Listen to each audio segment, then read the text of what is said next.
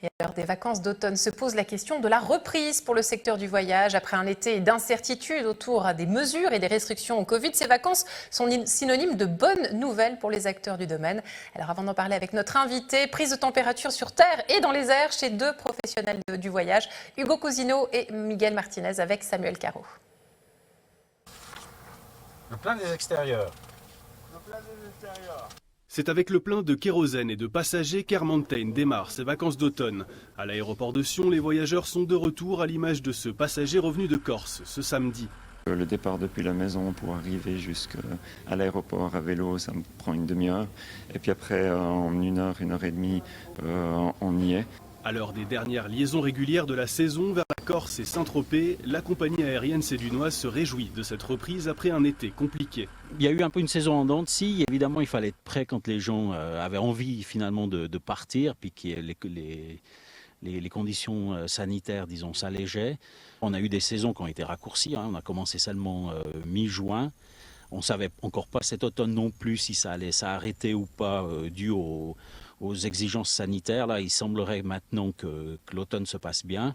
Pour la petite compagnie, le ciel est même assez dégagé pour envisager de nouvelles destinations. Pour l'hiver, voilà, on prévoit quelque chose aussi. Aussi, on aimerait faire des liaisons régulières, éventuellement avec Londres, Paris. Mais pour le moment, on n'a encore pas le bon type d'avion pour ça. Même constat au sol du côté des Carbuchards. L'or est à la reprise depuis le milieu de l'été, notamment grâce à l'uniformisation des règles au niveau sanitaire. Ça fait maintenant plus de 2 mois qu'on a remis les plaques sur nos véhicules.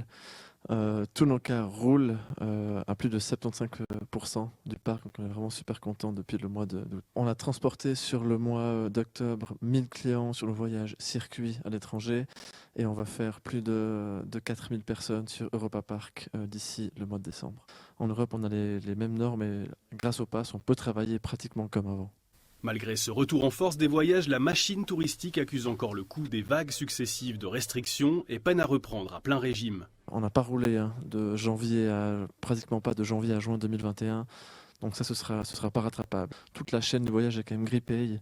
Autant ça peut être chez nous, on a quelques petits couacs, c'est normal. Autant chez nos hôteliers, chez nos croisiéristes, on remarque des petits bugs qu'il n'y avait pas avant. Voilà, on voit qu'après 1 an et demi, il faut mettre un petit peu d'huile dans les rouages, ça prendra un petit peu de temps pour retrouver cette souplesse du marché.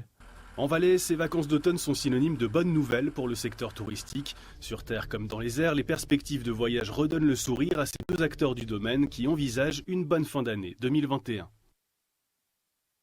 Dominique Eveco, bonsoir. Bonsoir. Vous êtes président du groupement valaisan des agences de voyage. On vient de le voir dans ce sujet. Les voyants sont à nouveau ouverts, les valaisannes et les valaisans partent à nouveau en voyage à l'étranger. Est-ce que vous constatez la même chose dans les agences de voyage du canton ? Oui, bien sûr. On est très heureux déjà de ce constat, de remarquer que les gens font de nouveau appel aux agences de voyage pour partir en vacances et on l'a constaté déjà cet été avec une réelle reprise. Ça s'est confirmé pour les vacances d'octobre. Quelles sont les destinations qui ont la cote là ces jours ? Faites-nous rêver. Alors bien sûr, il faut partir un petit peu plus loin si on veut trouver du soleil. Donc les destinations qui ont très bien marché, ce sont les Canaries, également l'Égypte. On a vendu sur la Turquie, on a vendu des voyages un petit peu plus loin aussi. Des gens sont partis en République dominicaine par exemple, ou au Mexique, ou dans différents endroits un peu plus exotiques. Est-ce qu'on peut parler de retour à la normale ? En d'autres termes, est-ce que ces vacances d'automne 2021 ressemblent aux vacances d'automne d'avant Covid de 2019 ? Non, on n'en est pas encore là, malheureusement. C'est vrai qu'il y a pas mal d'entraves, il y a pas mal de pays qui sont encore fermés. On pense notamment à l'Asie, à l'Amérique du Sud, où c'est compliqué quand même de voyager actuellement. Donc on ne peut pas parler de retour à la normale. Les gens se sont adaptés, ils sont partis un petit peu moins loin, ils ont pris des choix qui n'auraient pas forcément été les leurs au départ, mais ils ont été conseillés par nos agents de voyage pour trouver les meilleures destinations. On l'a dit souvent sur cette antenne, partir en voyage relève souvent du parcours du combattant. Il y a tellement de règles et elles changent en permanence. Dans les agences de voyage du canton, ça se passe comment ? Il y a un poste dédié dans chaque agence pour être à la page en permanence ? Alors, il n'y a pas de poste dédié, hein, parce qu'on n'est encore passablement sous le régime des RHT. Donc, notre personnel a fait preuve de beaucoup de souplesse. On a dû se former à devenir maintenant aussi des conseillers sanitaires. Hein. Sur certains endroits, il faut remplir un formulaire, il faut faire un test, qu'on soit vacciné ou pas. Il y a le problème de est-ce qu'on est vacciné avec une dose ou 2 doses, qui peut changer dans certains pays. Donc, c'est vrai que notre travail est beaucoup plus compliqué, je dirais, qu'à l'habitude. À l'époque, il suffisait de vérifier si votre passeport ou votre carte d'identité était valable pour pouvoir partir. Aujourd'hui, c'est un petit peu compliqué. C'est pour ça qu'il faut vraiment faire appel aux agences de voyage. Justement, dans ce contexte, est-ce que vous sentez qu'il y a vraiment un regain d'intérêt pour les agences de voyage, hein? Avant cette crise sanitaire, finalement, on s'était pratiquement tous transformés en agents de voyage nous-mêmes, hein. On réservait sur Internet sans faire appel aux voyagistes. Est-ce qu'on peut dire que les agences de voyage sont les grandes gagnantes de cette crise sanitaire, ou c'est beaucoup dire?